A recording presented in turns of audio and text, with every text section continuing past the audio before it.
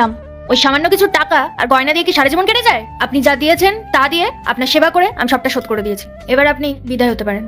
মা, আমার কাছে যা জমানো পুঁজি ছিল আমি তো সবই তোমাদের হাতে তুলে দিয়েছি। এখন এই বয়সে আমি কোথায় যাব? দেখুন, আমাদের সামনে গোটা জীবনটা পড়ে আছে। আপনার পেছনে খরচা করে আমরা বাকি জীবনটা নষ্ট করতে পারি না। বাবা রাহুল, দেখ তোর বউ আমাকে বাড়ি থেকে চলে যেতে বলছে, তুই কিছু বল ওকে। মা, স্নেহা তো ঠিকই বলেছে। আরে অনেকদিন তো হলো তুমি আমাদের বাড়িতে পড়ে আছো, চাও না এবার অন্য ছেলেদের কাছে গিয়েও থাকো? বাবা, তোরা যদি এইরকম করবি জানতাম তাহলে আমার শেষ সম্বলটুকু অন্য ছেলেদের দিতাম, অন্তত আমার মাথা গোজার জায়গাটা তো থাকতো। হ্যাঁ, তো এবার যাও গিয়ে তোমার বাকি ছেলেদের কাছে হাত পাতো। দেখো আমার যা করার আমি করে দিয়েছি। ঠিক আছে বাবা, আমি না হয় চলেই যাচ্ছি, কিন্তু আমার কাছে যে এখন কোনো টাকা নেই। অন্তত পথ চলার মতো সামান্য কিছু আমাকে টাকা দে। তোমাকে দেওয়ার মতন কোনো বাড়তি টাকা আমার কাছে নেই।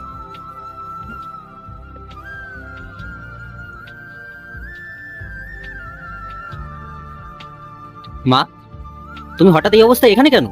বাবা রনিত, আমাকে রাহুল আর বড় বৌমা বাড়ি থেকে বার করে দিয়েছে রে, তুই আমাকে একটু আশ্রয় দে রে বাবা। আচ্ছা মা, তোমার সেই গয়নার বাক্স 15 লাখ টাকা ওগুলো কোথায়? ওগুলো নিয়ে এসেছো তো? না রে বাবা, ওসব তো ওরা আগেই আমার কাছ থেকে কেড়ে নিয়েছে, আর সবকিছু কেড়ে নিয়ে আমাকে পথে বসিয়ে দিয়েছে। বাবা, আমি কি তোর কাছে থাকতে পারি? আমাকে কি একটু জায়গা দিবি? আমার কাছে থাকবে? তুমি তো সেদিনকেই বললে যে আমার কাছে থাকতে পারবে না।